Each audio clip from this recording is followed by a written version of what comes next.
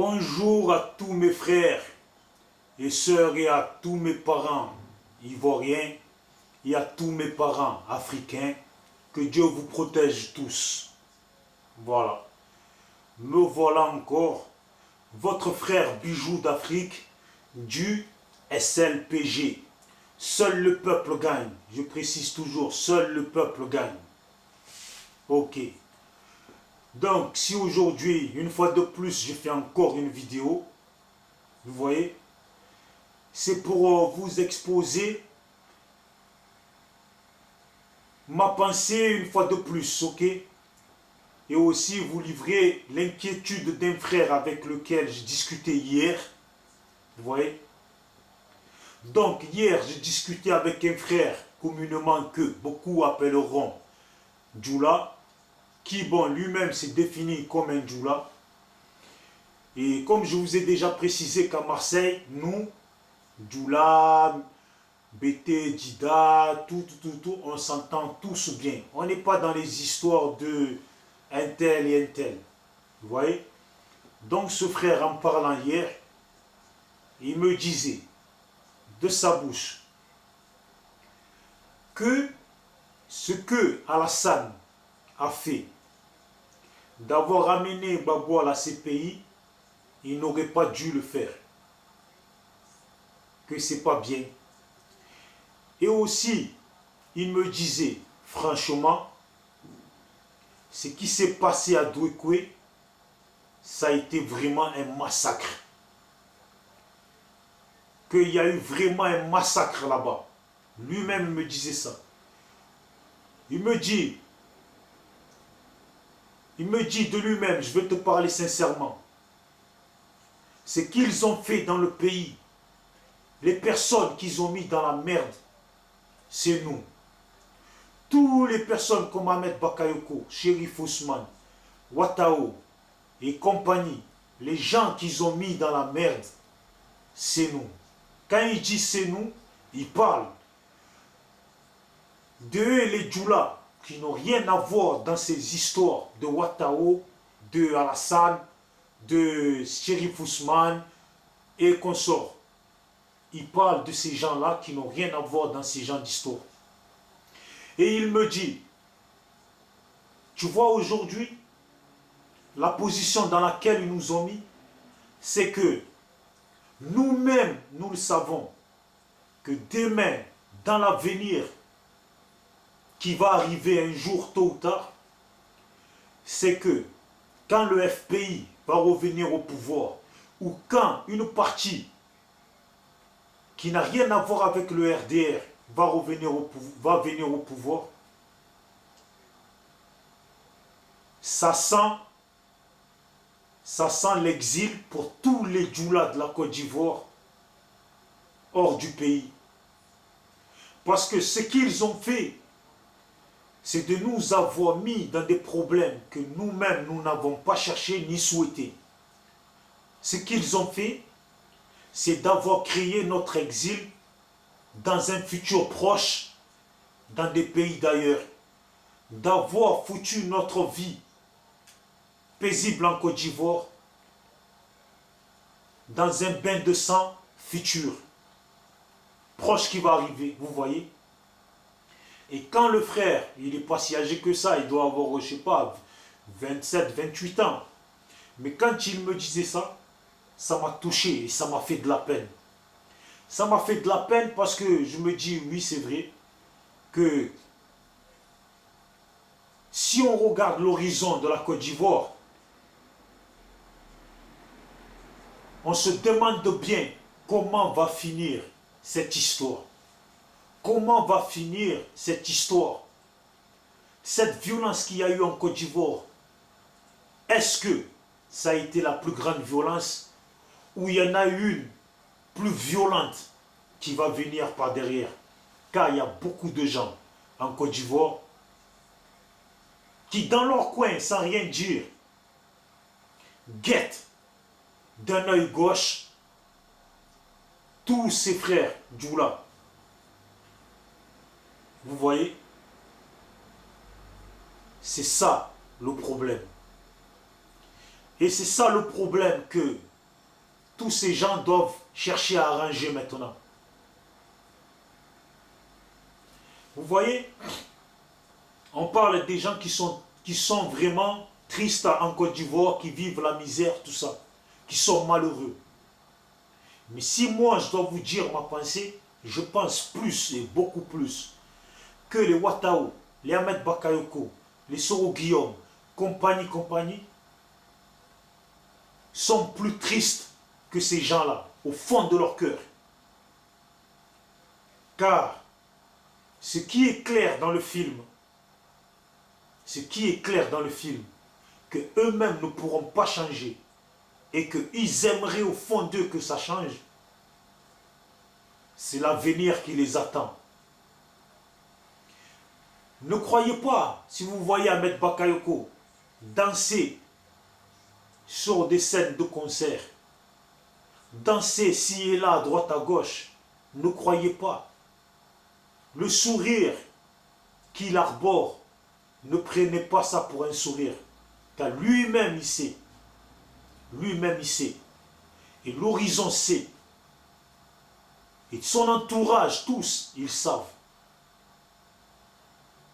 que l'avenir qui les attend, l'avenir qui les attend sur ce chemin-là, l'avenir qui les attend, elle n'est pas glorieuse. Au fond de lui, il le sait. Et je le sais que tous les jours, il doit se poser la question de comment il va faire pour essayer d'arranger les choses. Pour moi, la vie qu'il vit aujourd'hui, aussi glorieuse qu'elle soit, je pense que il profite. Il profite pour ceux qui ont un peu de la joujotte. Quand je dis il profite, c'est que vous avez compris pourquoi je dis il profite.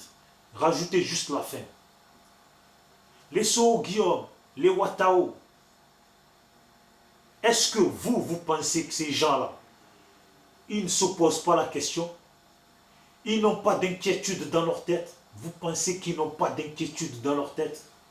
Ils le savent très bien que là où ils ont fait le départ, la façon dont ils ont fait le départ, ils reviendront à ce départ-là. Mais sauf que ce départ-là sera contrôlé par d'autres personnes. Vous savez, dans l'histoire, regardez bien l'Afrique.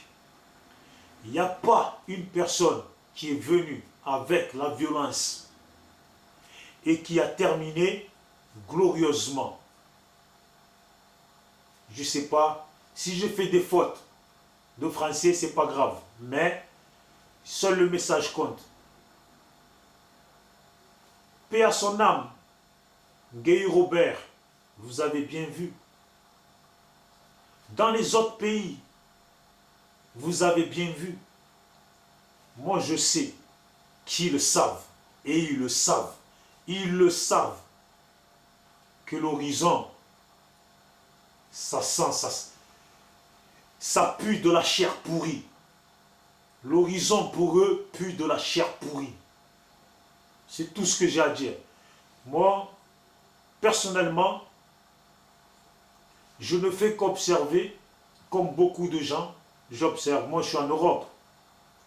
Ils devraient plus s'inquiéter des gens qui les entourent, qui les guettent d'un œil gauche, parce que la vérité, ce qui va, on est tous honnêtes et on le reconnaît tous, ne faites pas des faux semblants, vous le savez tous, vous le savez tous, que tous ces chefs-là, tous ces chefs rebelles, vous le savez tous, que leur avenir, elle ne sera pas glorieuse. Leur avenir, ce qu'on voit dans l'horizon, elle ne sera pas glorieuse. C'est juste un constat, c'est juste ma façon c'est juste ma pensée, c'est juste ma vision, ce que je vois, ce que je constate. Mais je sais que je ne suis pas le seul à penser ça. Je ne suis pas le seul à penser ça. Eux-mêmes, Ahmed Bakayoko, Ouattao, Soro Guillaume, eux-mêmes sont les premiers à mal dormir en pensant à ce qui les attend à l'horizon. Je sais qu'ils le savent. Je sais qu'ils le savent. Voilà pourquoi ils envoient tous leur famille à droite, à gauche, les enfants là. Mais, comme on dit, quand c'est noir, c'est noir. Vous voyez, même quand tu mets du produit sur ton corps pour éclaircir, eh bien, ça te fait des taches noires. Pourquoi? Pour te rappeler que tu es noir. Quand c'est noir, c'est noir. Ce qu'ils ont fait, où ils sont quittés pour atterrir là où ils sont, le noir qu'ils ont pris, le noir qu'ils ont semé sur leur chemin, ce noir-là va les suivre. Et ce noir-là les suit jusqu'à aujourd'hui. Vous qui avez souffert, vous qui avez perdu un bras, vous qui avez perdu un œil, moi je vous dis que Dieu vous garde, Dieu vous donne sa bénédiction et que votre vie s'améliore. Mais, dites-vous bien, malgré la souffrance que vous avez dans la tête, vous ne souffrez pas plus que Ahmed Bakayoko, Soro Guillaume, Ouattao, tous ces gens. Parce que eux-mêmes, ils ont beau gaspiller l'argent du pays, ils ont beau manger. Et Dieu. Je termine mon truc, je termine ma vidéo sur et Dieu. Ahmed Bakayoko. Et Dieu. Ça me fait de la peine. Ça me fait de la peine. Ça me fait de la peine. Et Dieu. Ainsi va la vie.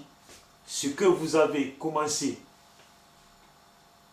je pense bien que, étant des semeurs de violence, vous le savez très bien. Il y aura la paix en Côte d'Ivoire. Il y aura la paix en Côte d'Ivoire. Nous, même nous qui sommes en Europe, on pourra vous pardonner. Mais vous le savez très bien. On pourra, les Ivoiriens pourront pardonner beaucoup de gens autour de vous. Beaucoup de gens autour de vous, même vos enfants. Mais, soyons réalistes. Vous-même, vous le savez. Vous-même, vous le savez. Et Dieu. Pour de l'argent, vous aurez pu gagner la même argent en venant avec une bonne conscience. Vous avez fait. Vous avez fait. Vous voyez maintenant, la France ne sera pas là pour vous défendre quand il le faudra. Ce moment-là, la France vous tournera le dos. Et Dieu. Mais bon, que Dieu vous bénisse quand même et que Dieu vous protège.